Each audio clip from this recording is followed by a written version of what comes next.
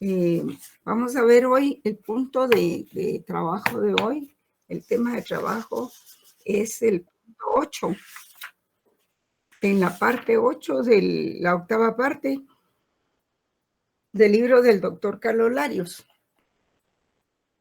Se llama Medios de solución de conflictos internacionales. No sé si ya lo pueden ver ahí en su libro. Sí, ya licenciada. Es el punto 34, medios pacíficos o diplomáticos. Entonces, sí, a pesar de que en la actualidad existe un cuerpo de derecho internacional que parece normar las relaciones entre los estados de manera bastante acertada, los conflictos entre los mismos son siempre una posibilidad. Más aún, son una realidad, como lo demuestra la situación cotidiana de la comunidad internacional.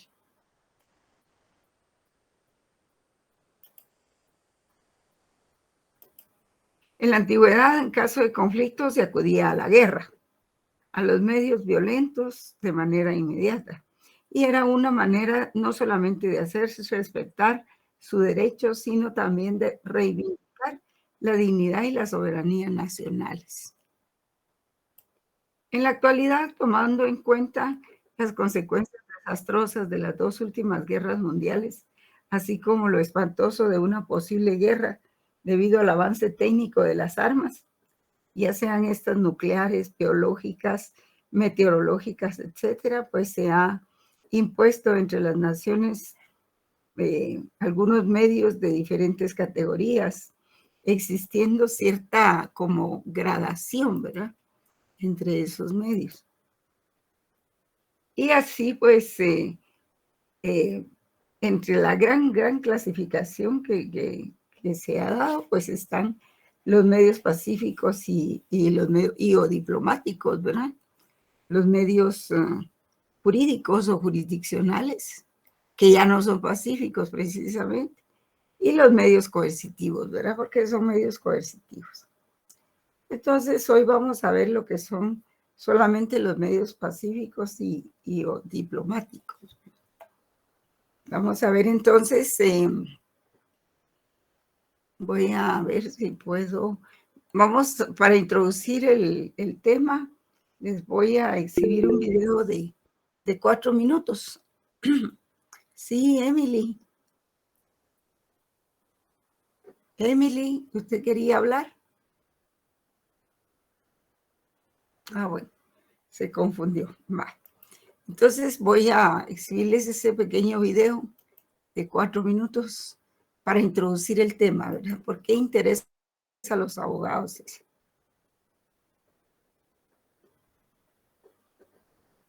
Ay, perdón.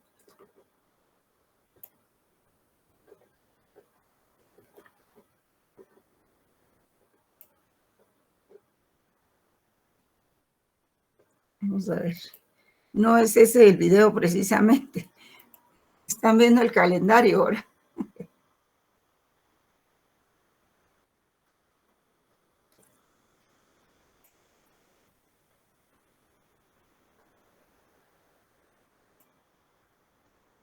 Bueno, aquí vamos a ver.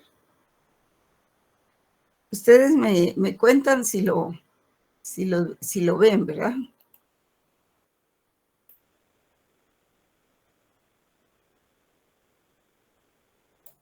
No, licenciada.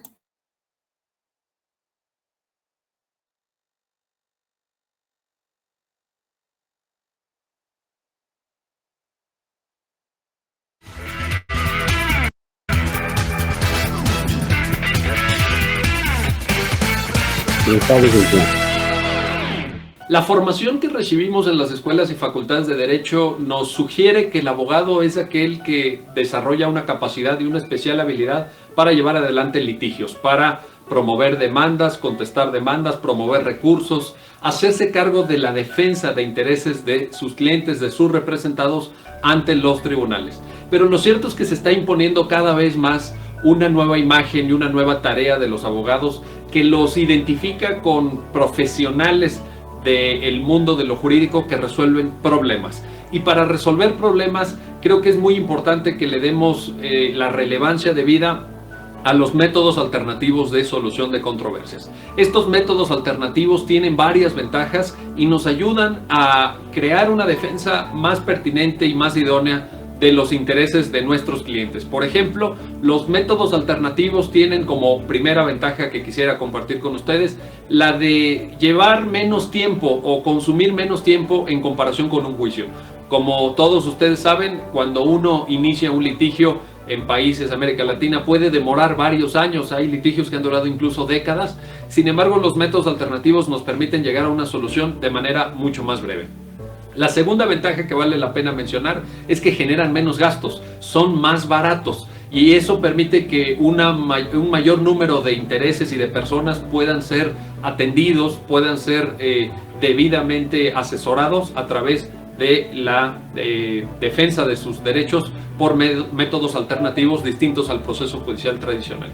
La tercera ventaja de los métodos alternativos es que permiten un mayor número de soluciones. Los litigios normalmente son unilineales, en el sentido que van sobre una sola dirección, sobre una posible solución. Los métodos alternativos permiten balancear, poner en la mesa una serie más amplia de soluciones que quizá nos permita tener un resultado mejor. En la cuarta ventaja de los métodos alternativos de solución de controversias es que permiten atender a los intereses de todas las partes y no solamente a los intereses de la parte que gana en el litigio, que sale adelante en sus pretensiones. Puede haber un balance entre estos intereses y las partes pueden obtener ventajas recíprocas. Una quinta ventaja de los métodos alternativos es que permiten la comunicación entre las partes. Normalmente cuando se enfrentan dos partes en un litigio, la comunicación se rompe o es muy limitada. En cambio, aquellos métodos como el arbitraje, como la mediación, como la conciliación, que son los métodos tradicionales alternativos al proceso judicial, permiten que esta comunicación se mantenga vigente y se mantenga también hacia adelante una vez que ha concluido la aplicación del método alternativo. Y finalmente, una sexta ventaja: los métodos alternativos permiten aumentar la posibilidad de que el fallo sea ejecutado, porque es un fallo que se da con la voluntad de las partes. Hay muchas veces que, como los profesionales del derecho saben, tiene uno una sentencia favorable a los intereses de su cliente, pero se ve con enormes dificultades al momento de ejecutarla. En este sentido, los métodos alternativos también tienen esta ventaja de una ejecución mucho más fácil, de una ejecución mucho más consensada, incluso entre las partes. Por eso es que los abogados tenemos que tener en cuenta esta nueva vertiente que nos incide también en la manera de hacer justicia y asumirnos a nosotros mismos no solamente como litigantes, como promotores de juicios, sino como resolutores de problemas. Esta es la visión moderna, esta es la visión que hace falta de los abogados y de la profesión jurídica en general.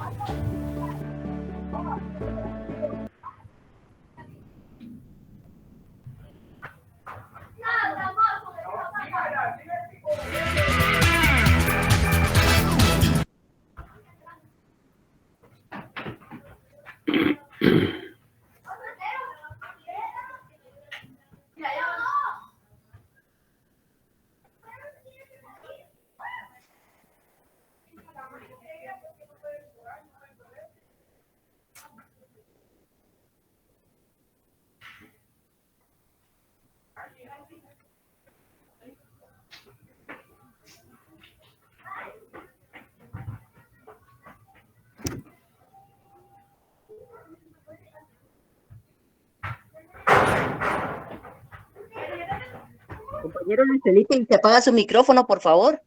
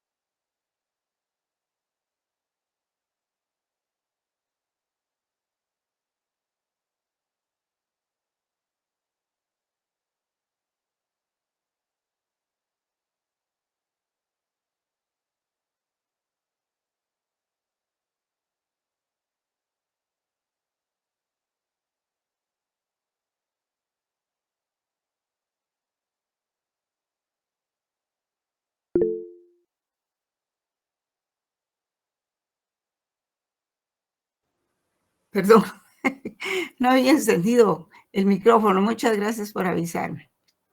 Sí.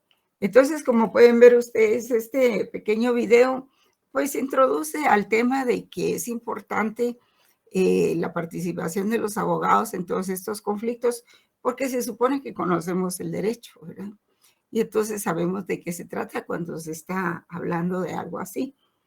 Y estos medios pacíficos, como se le dice, o medios alternos de solución de conflictos, pues son antes de, ¿verdad? Antes de irnos a un juicio, a un proceso, a un arbitraje incluso, y proporciona pues soluciones a veces más rápidas, con menos costos para las partes.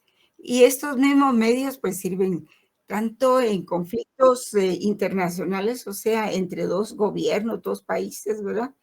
Y también, o dos o tres, ¿verdad? Puede ser que haya conflicto en más de dos. Y generalmente los conflictos se dan por cuestiones mercantiles. A veces no se está de acuerdo con la forma en que se tiene que ejecutar un tratado de libre comercio, por ejemplo. O se dan problemas como, ustedes se acuerdan del caso ese que tuvimos nosotros de los ferrocarriles de Guatemala, que al final creo que la empresa inició las actividades, pero después las interrumpió porque creo que Guatemala le dijo que ya no continuaran.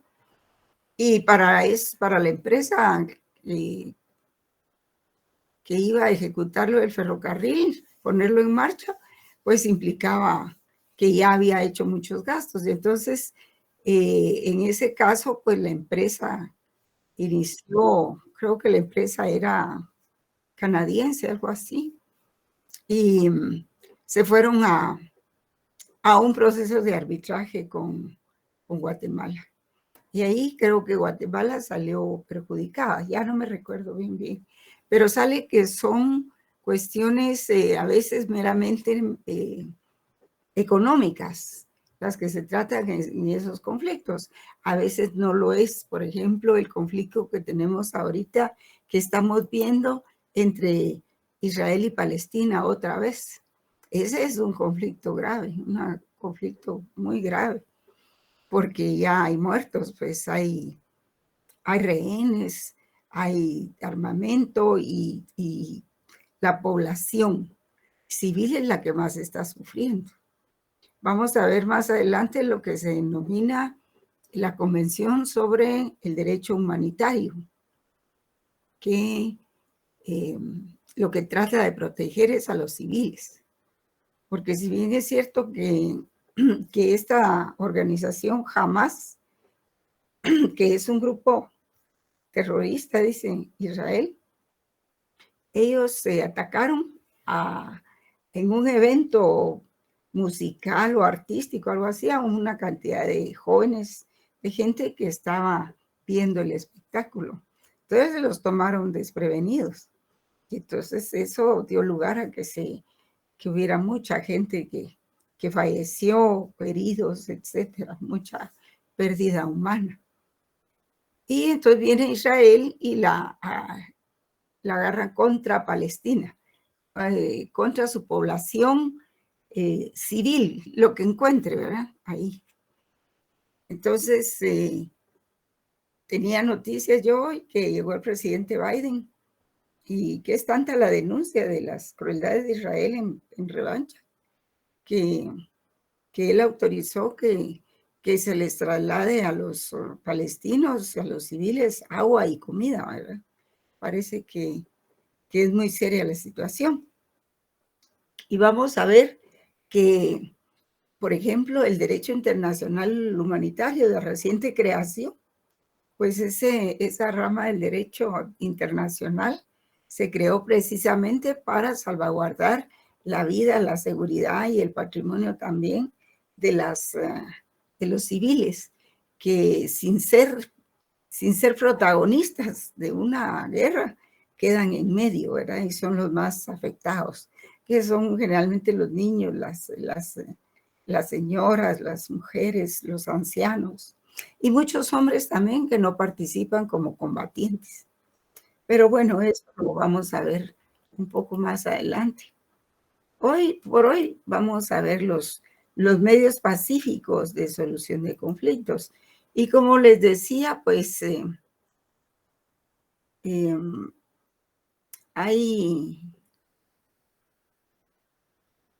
estos medios se aplican a conflictos externos, pero también se pueden aplicar a conflictos internos. Cuando fue el conflicto, los acuerdos de paz, cuando se dieron, pues se acudió a la comunidad internacional para que interviniera como mediador, ¿verdad? Para que esa guerra que se tenía de los 36 años pudiera terminar de una vez por todas. Porque un país que está en guerra y que no hay seguridad jurídica en nada, pues no puede caminar, no puede avanzar. Entonces fue necesario, con el consejo de la comunidad internacional, más bien forzaron el proceso, ¿verdad? Para que se llegara a un entendimiento entre las diferentes fuerzas que habitan en el territorio guatemalteco. Entonces vamos a iniciar un poco con eso. Voy a ver si tengo la filmina a la vista. Ah, no, esto no es. Vamos a ver. Aquí está. Ustedes me dicen si la ven.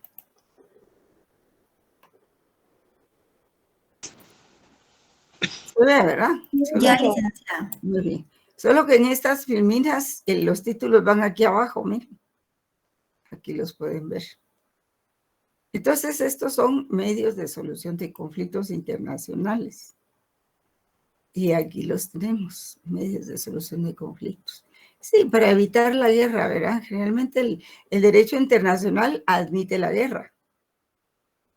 Pero la guerra justa, como dicen ellos, ¿verdad? La guerra justa. Vamos a ver aquí.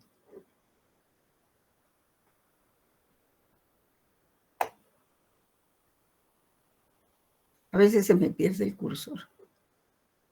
Y es porque no lo tengo en una buena superficie. Ahí estamos. Entonces, estos son más o menos los medios de solución de conflictos internacionales. Cuando dos países están en conflicto, lo mejor es acudir a estos medios, porque son más rápidos, menos costosos, en fin.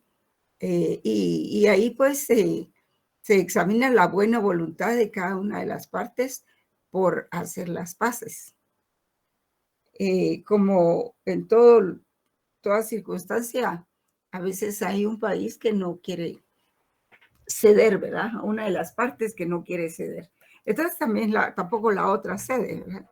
Y es un poco difícil abordar los temas para conciliar a la gente. A veces, aunque se apliquen, no resultan, ¿verdad? No se puede. Por ejemplo, en principio dice todo medio diplomático es pacífico, aun cuando no todo medio pacífico es diplomático, ¿verdad? Es decir, que no se realiza a través de esa vía. Y es por ello que se le llama pacíficos o diplomáticos. Entre ellos, pues, ustedes pueden ver ahí, ¿verdad? Y está en su libro también. Entre estos medios está, vamos a ver, estos medios han adquirido carta de ciudadanía a través de diferentes convenciones. Entre ellas, pues, vamos a cambiar la filmina. Ah, no. Las diferentes convenciones. Por ejemplo, la Convención para el Arreglo Pacífico de los Conflictos Internacionales, celebrado en La Haya en 1907. Luego está la Carta de las Naciones Unidas, que se contempla en los artículos 33 a 38. También está la Carta de la Organización de Estados Americanos, la OEA, en los artículos 23 a 26. Y entonces estos instrumentos aquí concebidos, por decirlo así, se establecen como medios pacíficos de solución y son los siguientes, ¿verdad? Por ejemplo, la negociación, los buenos oficios, la mediación, la investigación y la conciliación. Hay otros, por supuesto, pero ya no son medios pacíficos ni diplomáticos, sino ya son un poco coercitivos, como los medios jurisdiccionales, ¿verdad? O como los medios que ya son un poco agresivos y violentos, como el bloqueo, el boicot, en fin, que sin llegar a constituir una guerra, pues llegan a constituir un daño para el otro país. Y entonces, aquí tenemos que la negociación, los títulos están abajo en estas filminas, jóvenes. La negociación que existe en primer lugar, pues es un acuerdo directo, ¿verdad? Cuando se trata de dos estados, pues hablamos de negociación directa y se lleva a cabo por medio de personas aptas de experiencia y con suficiente personalidad y personería. Son personajes que han estado en la vida política todo el tiempo, en la vida política internacional. En otras palabras, pues generalmente por la vía diplomática, como ministros, jefes de Estado, legados, comisionados ad hoc, etc. Cuando se trata de varios estados, generalmente se convoca a una conferencia, lo cual equivale a entablar negociaciones. Y en la negociación siempre hay compromisos y todos ganan algo, o todos pierden algo también, ¿verdad? Se gana porque se pierde algo. Entonces las negociaciones pueden ser por escrito o personales, o bien orales, ¿verdad? Y muchas veces este procedimiento de las negociaciones diplomáticas directas entre las partes interesadas es el recurso previo, que los tratados sobre solución de conflictos se establecen antes de recurrir a otros procedimientos. Sí. ¿Y cuáles serían otros procedimientos? Pues esos de que les hablaba, ¿verdad? Los jurisdiccionales. Entonces, la negociación es un acuerdo directo entre dos estados y señalan que si tienen diferencias, pues sentémonos a negociar, pues, y veamos qué es lo que conviene a cada parte. Pero eso puede ser que se haga solo entre los equipos negociadores de cada país. Pero puede ser que contraten a un tercero, ¿verdad? Que necesiten la experiencia y la aptitud de una tercera persona. Y si se llega a un acuerdo, pues eso es lo mejor. Pero es una forma de llegar a un medio de paz, de lograr algún punto intermedio de acuerdo, ¿verdad? Ahorita un momentito.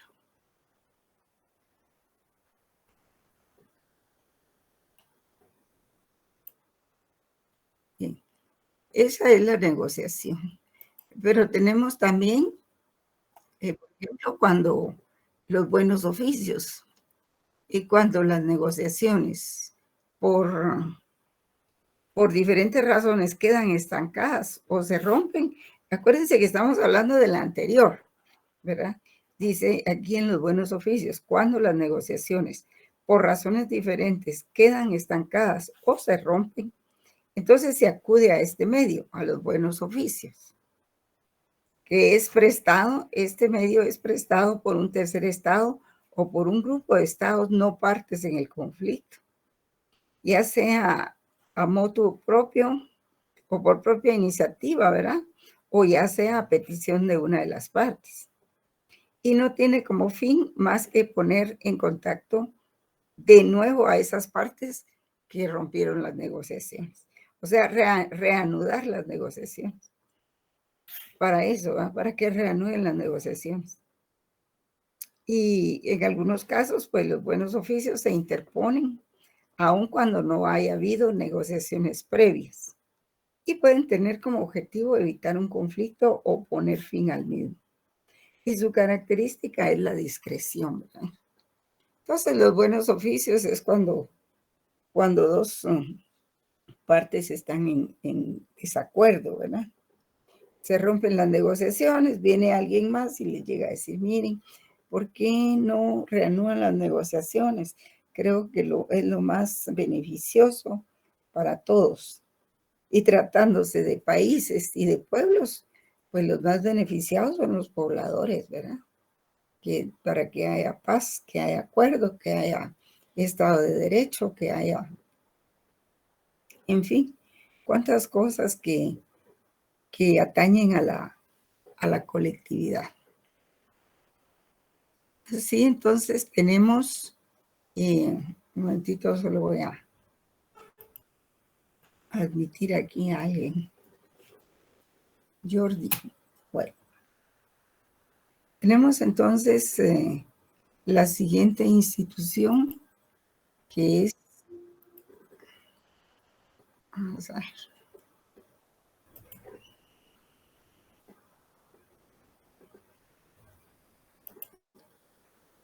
Bueno, estos son los buenos oficios, ¿verdad? Ya pasamos la negociación, los buenos oficios, la mediación, está aquí. Que la mediación, pues, se da cuando un tercer estado o grupo de estados que actúan coordinadamente intervienen activamente en las negociaciones. La intervención tiene carácter de intermediación. O sea, la mediación, ¿verdad? La mediación como intervención tiene carácter de intermediación. Y los mediadores o el mediador puede que va a ayudar sugiriendo soluciones y compromisos dignos. Y sí, para ambas partes, ¿verdad? Para las partes. Y estas sugerencias pueden tener el carácter de confidenciales, aun cuando a veces se hacen públicas con el ánimo de presionar o precipitar un arreglo, ¿verdad? Sí, a veces aparecen en los diarios o en los periódicos, sí, tal país aceptó tal cosa, ¿verdad? Entonces el otro se ve compelido a pronunciarse o a aceptar si es que no ha respondido. Entonces, dice, la mediación tiene como característica esencial la confianza de ambas partes y la libertad para mediar o no. Y a veces la mediación puede alcanzar carácter obligatorio, pero solamente cuando ambas partes así lo han acordado. Sí, a veces se pide la mediación de otra parte, pero puede adquirir un compromiso de que solo calentar, de que se pueda aceptar, digamos, la opinión de quien hace la mediación, pero no en todos los casos se acepta, ¿verdad? Porque una parte pide una cosa y la otra pide otra. O sea, una parte pide que le den tal cosa y la otra dice que no se la da. Entonces, ¿ahí qué mediación puede haber? Díganme ustedes, ¿verdad? Si uno dice sí, el otro dice no, pues no hay mediación que valga. O, por ejemplo, si de lo que se trata es de dar, ¿verdad? No de hacer, sino de dar. Por ejemplo, ceder territorios o bien ceder dinero por algún incumplimiento, alguna indemnización por algún incumplimiento que se haya dado, ¿verdad? Entonces se puede decir, bueno, está bien, estoy dispuesto a no reclamar por el incumplimiento, pero a cambio de eso que me devuelva el dinero que anticipé, ¿verdad? Si devuelven la cantidad que se anticipó por el pedido, pues no hay problema y aquí estamos como el primer día. Entonces ahí no hay problema, porque hay cosas que dar, ¿verdad? En cambio, cuando uno va a la mediación y unas personas piden que esto se haga y las otras dicen que no se hará, entonces ahí muy poco vale la mediación, muy poco, ¿verdad? Entonces, también hay que saber que debe contarse con la confianza de ambas partes, ¿verdad? O sea, si se va a llegar a una mediación, tiene que haber confianza. Por ejemplo, y también la libertad para mediar o no. Que las partes le digan, usted puede proponer, porque el mediador generalmente va con una parte y le dice, ¿a qué es lo que usted propone? Tal cosa. Bueno, entonces va con la otra y le dice el grupo A que quiere tal cosa. Va con el grupo B. Y entonces viene el grupo B y le dice, dígale que no hay tales, que no se puede. Bueno, entonces va con el grupo A, regresa y le dice que no. Entonces ahí la mediación de poco vale, ¿verdad? Así es de que la mediación pues tiene carácter tiene una característica esencial que es la confianza de las partes y la libertad para proponer o no.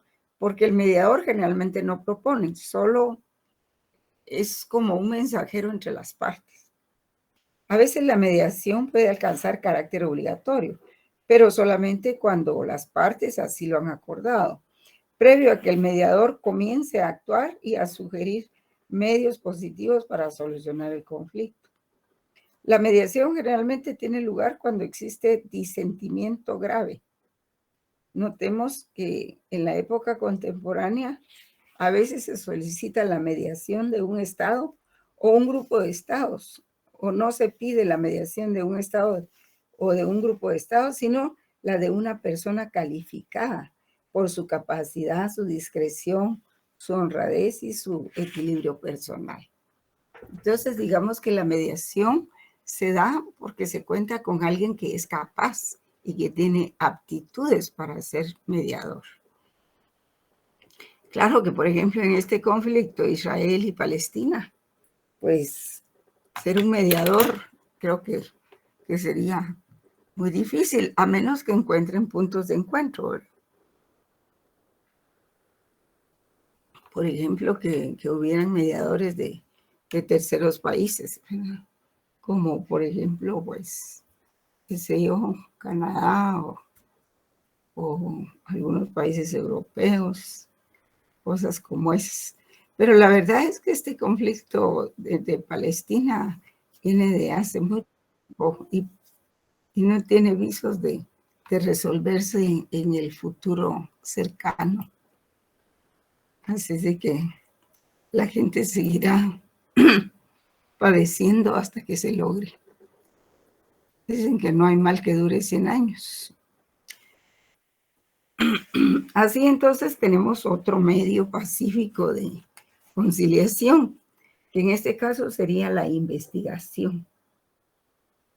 Dice, este método introducido al derecho internacional público por la Convención de la Haya fue adoptado por la Sociedad de Naciones.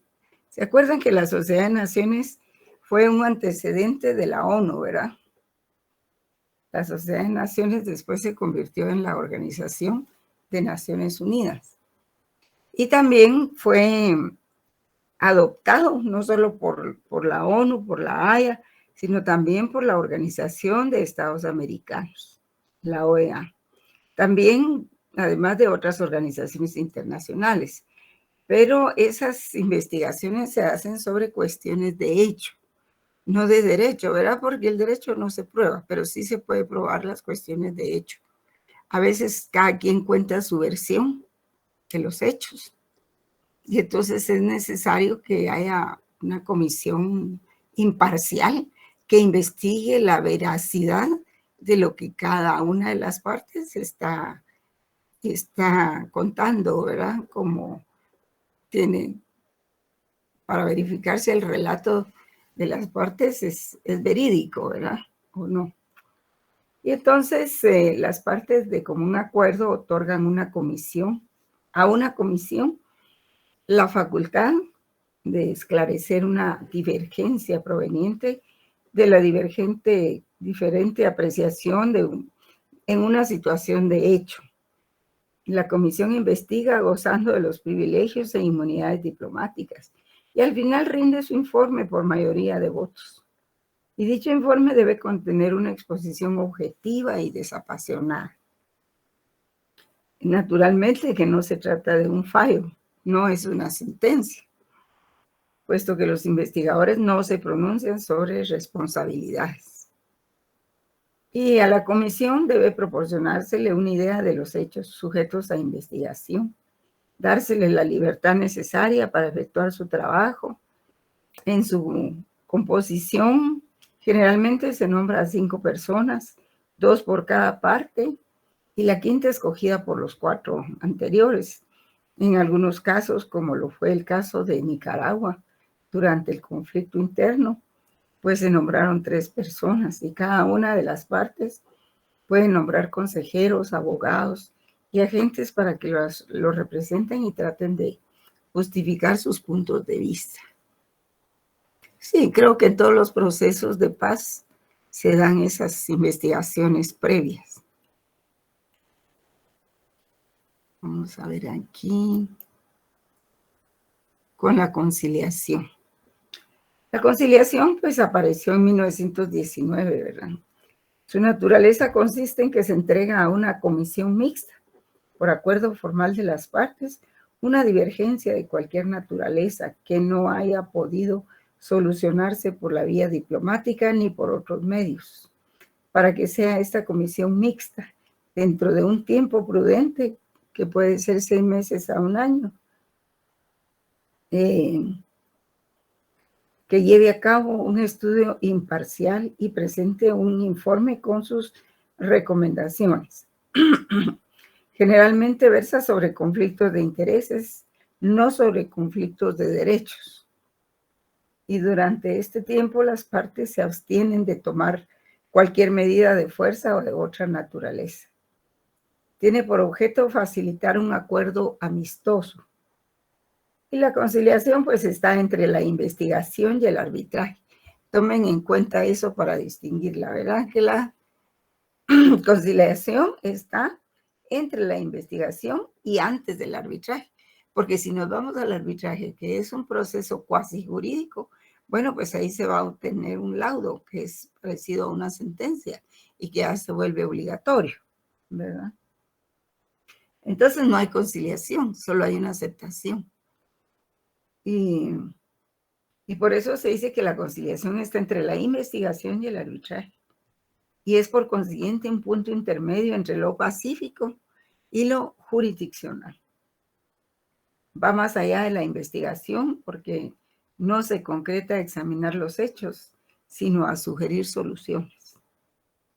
Y cada día, pues, se utiliza menos, desafortunadamente. Por ejemplo, al negociar el fin del conflicto armado interno a 35 años que se produjo en Guatemala, 36 años, dice mucho, que se produjo en Guatemala, se utilizaron todos los medios pacíficos con éxito. Culminó con la firma de la paz, que se dio el 29 de diciembre de 1996. Al final de este libro, pues, entre los anexos, dice don Carlos Larios, hay uno que presenta una cronología del conflicto y el desarrollo de la negociación hasta llegar al final. Pues ahí tienen ustedes una cronología en la página, vamos a ver, en la página 432 de mi edición. No sé si ustedes lo tienen. Y ahí se narra cronológicamente desde el levantamiento de oficiales jóvenes contra el presidente Miguel Ydígoras Fuentes, un 13 de noviembre de 1960 en el departamento de Zacapa, el cual fue aplastado inmediato. Pero eso marca el inicio de una lucha armada en Guatemala, ¿verdad? Digamos cómo se fue integrando todos los grupos de la guerrilla, los diferentes grupos, cómo se estaban unidos, ahí lo pueden ver ustedes. Hasta luego, el 13 de agosto del 83, cuando, bueno, está antes lo de, en marzo del 82, que los militares jóvenes dan un golpe de Estado con el general Efraín Ríos Montt, y luego que el general Óscar Humberto Mejía Víctores encabezó un golpe de Estado para deponer a Efraín Ríos Montt. Luego, en 1986, que se asume un gobierno demócrata, la presidencia, el demócrata cristiano Vinicio Cerezo.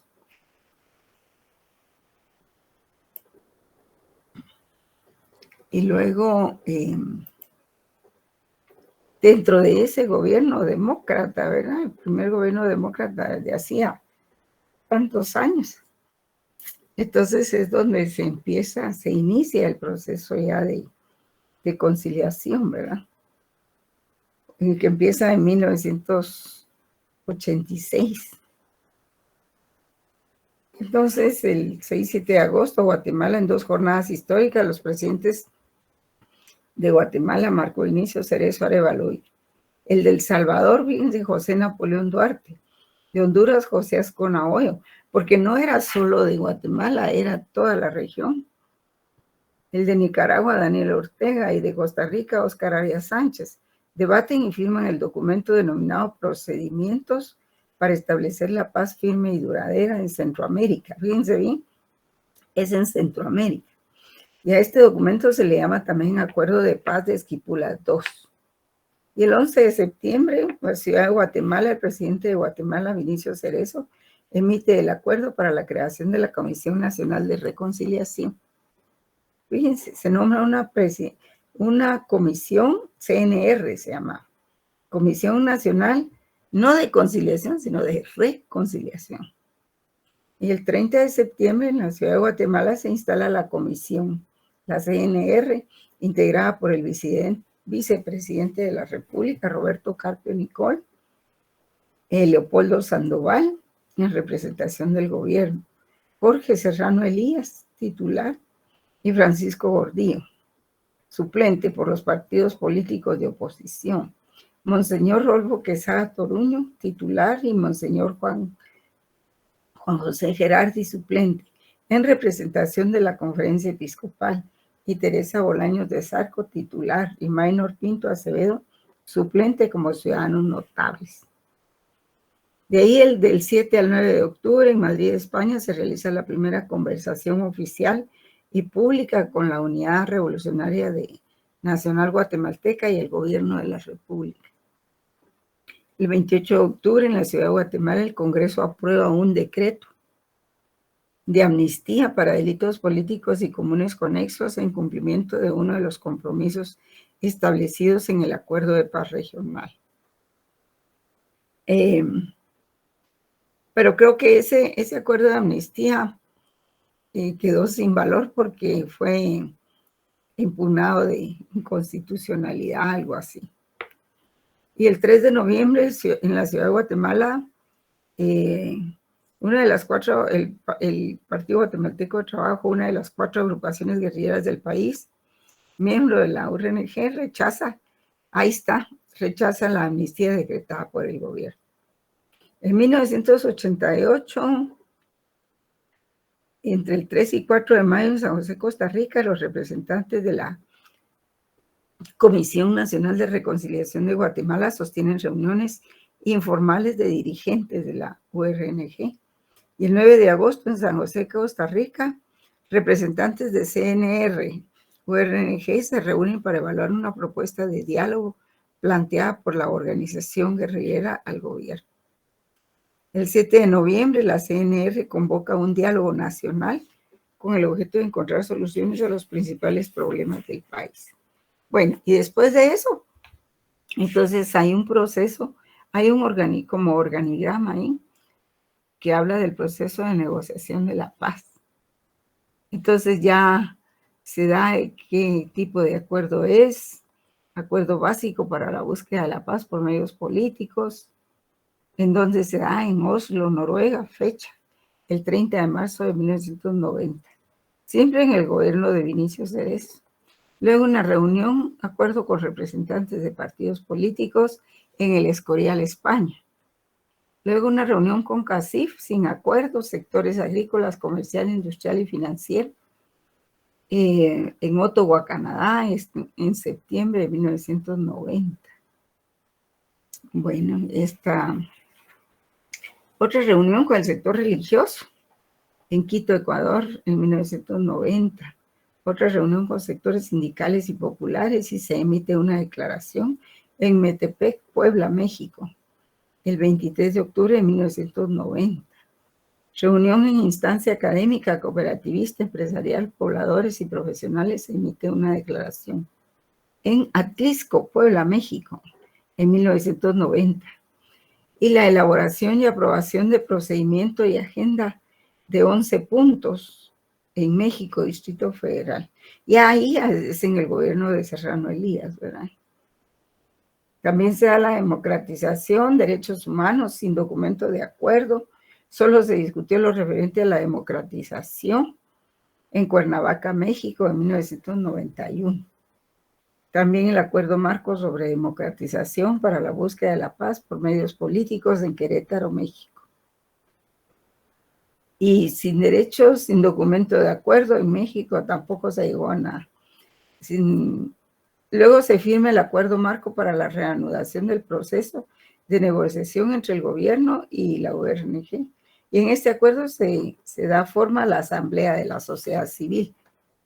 Ya para ahí estamos en el año 94. Está el Acuerdo Global sobre Derechos Humanos. También en este acuerdo se crea la Misión de Naciones Unidas para Guatemala, se llama MINUGUA, para observar el cumplimiento de los derechos humanos y cualquier brote, ¿verdad?, de violación a los derechos humanos. Eso se firma en México en el 94. Luego, acuerdo de calendario de las negociaciones para una paz firme y duradera. Luego, una declaración conjunta del gobierno y la ORNG. Luego, un acuerdo para el reasentamiento de las poblaciones desarraigadas por el enfrentamiento armado. Y aquí el gobierno se compromete a brindar todas las garantías a los retornados, ¿verdad? Eso se da en Oslo, Noruega, pero ya estamos en el gobierno desde el año 94 de Ramiro de León Carpio. Y vamos a ver. Y aquí el gobierno se compromete a brindar todas las garantías para los retornados. Y se da el acuerdo sobre el establecimiento de la Comisión para el Esclarecimiento Histórico de las Violaciones a los Derechos Humanos y los hechos de violencia que han causado sufrimiento a la población. Esto se da en Oslo, Noruega, también en el año 94, ya estamos en el gobierno de Ramiro de León Carpio. Y también se da el acuerdo sobre identidad y derechos de los pueblos indígenas, que son tres acuerdos, son 4 acuerdos. Acuerdo sobre el establecimiento de la Comisión para el Esclarecimiento Histórico, o sea que fueron los que escribieron sobre el conflicto, ¿verdad?, y las violaciones a los derechos humanos y los hechos de violencia que han causado sufrimiento a la población. Eso fue en junio de 1994 en el gobierno de Ramiro de León Carpio. Y el último acuerdo, que es sobre identidad y derechos de los pueblos indígenas, aquí se da forma legal a alguna de las reivindicaciones de los grupos mayas. Y México, Distrito Federal, en el año 95. Y luego la declaración de Contadora, ¿va?, la isla Contadora, en el tiempo de Ramiro de León Carpio. Y después de eso se da la firma de la paz, ¿verdad? Vamos a ver, y entre la primera y segunda vuelta electoral, el PAN, el partido PAN, se reunió informal y confidencialmente con ORNG. Y dichas reuniones se llevaron a cabo en México e Italia. Ningún documento salió de ahí, sí hubo entendidos, hubo prenegociación y expeditó el camino para retomar la negociación. Luego viene el gobierno del presidente Álvaro Arzú en 1996. Se declara una tregua, pero siguieron algunas acciones, ¿verdad? Luego en México, en mayo del 96, se firma el acuerdo sobre aspectos socioeconómicos y situación agraria en el gobierno del presidente Álvaro Arzú. Contempla la expropiación de tierra ilegítimamente adquirida en sectores específicos del país. Y todos los invitados especiales, ¿ves?, gente de ONU, de MINUGUA, del BID, de México, de Guatemala, el Premio Nobel de la Paz, en fin.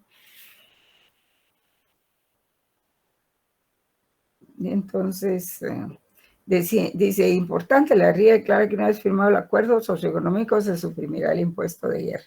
Sí, es que ellos establecieron un impuesto de guerra, pero yo no estoy muy bien enterada, pues, pero creo que era para el casino, algo así. Acuerdo sobre el fortalecimiento también, el acuerdo sobre el fortalecimiento del poder civil y función del ejército en una sociedad democrática. Aquí se plantea la reducción del ejército y la posibilidad de un ministro de la defensa civil, ¿verdad? Civil. Y en México, Distrito Federal, eso se da en el 19 de septiembre del 96, con el gobierno de Álvaro Arzú. Entonces, luego sigue toda la explicación de lo que se dio y cuáles fueron los cargos y todo eso, para terminar con el conflicto armado interno, ¿verdad? Es un poquito prolongado. Sí, Estuardo. Bueno, ya vamos a finalizar. Entonces, miren, vamos a dejar aquí esta parte. ¿Sí? El impuesto que usted menciona es el IETAP.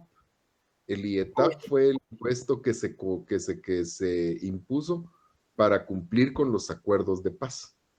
Ah, bueno. ¿Y cómo era IETAP? IETAP. Yo creo que se les impuso. ¿A quiénes se les impuso?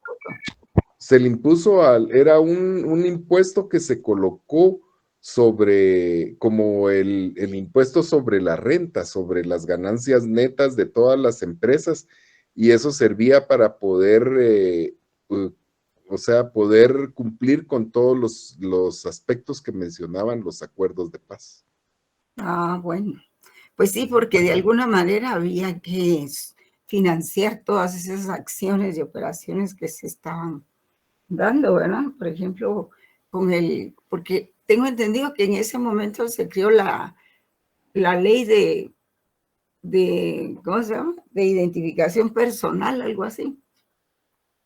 Temporal, fue una ley temporal que era para poder dar los documentos personales a cualquier ciudadano y poderlos inscribir en las municipalidades, porque se habían perdido muchos de los archivos. Tiene razón. Y otros los habían quemado, ¿verdad? Sí. Así es. Sí, es interesante. Yo los insto a que, gracias, Sergio, a que lean esa parte del libro, ¿verdad? Porque quienes no vivieron esa etapa, pues tienen la oportunidad de por lo menos enterarse así muy a grandes rasgos de qué fue lo que ocurrió. Aunque posteriormente se ha escrito muchísimo sobre eso, ¿verdad? Hay cantidad de libros, de estudios y todo, ¿verdad? Bien, jóvenes, entonces vamos a continuar con este mismo tema, pero el próximo día. Mañana es 20 de octubre, no van a haber clases, ¿verdad? Va a ser muy interesante mañana. Así es de que, bueno, dejamos aquí la clase de hoy y les deseo un buen fin de semana. Hasta pronto, jóvenes. Gracias, licenciada. Feliz noche. Gracias. Feliz noche, licenciada.